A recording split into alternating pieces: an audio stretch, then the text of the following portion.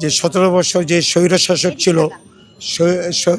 ছিল তার অবসান ঘটতে যাচ্ছে এবং আগামীতে যে নির্বাচন হবে গণতান্ত্রিক পন্থায়, সেই নির্বাচনে যে 18 বছর পরে আজকে আমাদের স্বদেশ প্রত্যাবর্তন করছেন আমাদের ভারপ্রাপ্ত চেয়ারম্যান জনাব তারেক রহমান, তার নেতৃত্বে একটা বাংলাদেশে গণতন্ত্র পন্থায় জাতীয়তাবাদী শক্তির আবির্ভাব ঘটবে।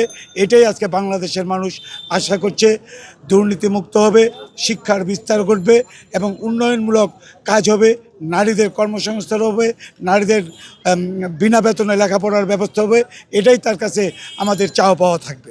আমরা মনে করি যে আমাদের বর্তমান ভারপ্রাপ্ত চেয়ারম্যান সাহেব আগামীতে যেই সমস্ত অসুবিধা আছে সেইগুলো দূরীভূত করে এবং যে এদেশে যেই দুর্নীতি আছে সেই দুর্নীতিকে কঠোরস্থ দমন করে বাংলাদেশ একটা শক্তিশালী বাংলাদেশ এবং অর্থনৈতিক বাংলাদেশ হিসাবে গড়ে তুলতে পারবেন বলে আমার দৃঢ় বিশ্বাস। আমরা সকাল 6টা থেকে এখানে অবস্থান করতেছি। তারেক রহমান আসবে তার আম্মার সাথে দেখা করতে, খালেদা জিয়ার সাথে দেখা করতে। আমরা অনেক অনেক আনন্দিত, আমরা অনেক খুশি যে আমাদের নেতা তারেক রহমান আমাদের মাঝে ফিরে আসছে। আল্লাহর কাছে হাজার হাজার লক্ষ কোটি শুকরিয়া আদায় করি। ভবিষ্যৎ বাংলাদেশের সুন্দর হোক এবং সুন্দর ভালোভাবে দুর্নীতিমুক্ত, চাঁদামুক্ত, সন্ত্রাসমুক্ত আমরা বলি সোনার বাংলাদেশ। ইনশাল্লাহ সোনার বাংলাদেশ ঠিক তারেক রহমানের নেতৃত্বে সোনার বাংলাদেশে গড়ে উঠবে এবং ইউরোপ আমেরিকার মতন সুন্দরভাবে আপনার দেশ চলবো। আমাদের ঈদের যে আনন্দ, এর চেয়ে আমাদের কাছে আসলে বেশি ভালো লাগতেছে। নেতাকর্মীরা গতকাল থেকেই তারা এখানে অবস্থান নিয়েছে। দীর্ঘ 17 বছর প্রতীক্ষার পর উনি বাংলার মাটিতে আসতেছে। আসলে আমাদের নেতাকর্মীদের কাছে ঈদের চেয়ে বেশি প্রফুল্ল আনন্দ ভোগ করতেছি ওনাকে এক নজর দেখার জন্য।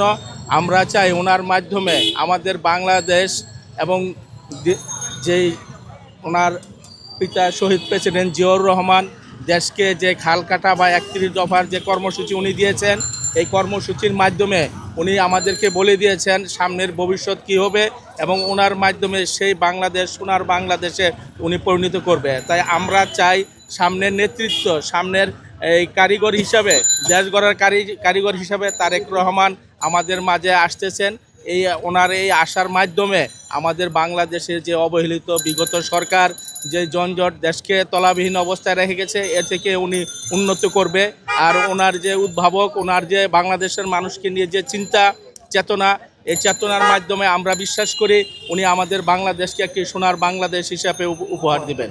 হ্যাঁ, ওনার এই 17 বছর পরে যে আসতেছে, এর জন্য আমরা যে আনন্দ অনুভূত, এটা ভাষা প্রকাশ করা যায় না। আমরা আগামী প্রধানমন্ত্রী আমাদের তারেক জিয়া আমাদের নেতৃত্ব দিবে আমরা এই বাংলাদেশে, এটি আমাদের প্রত্যাশা।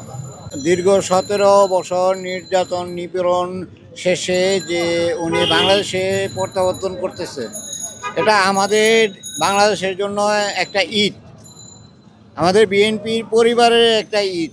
এই ঈদের জন্য আমরা সবাই আনন্দিত এবং সবাই গর্বিত।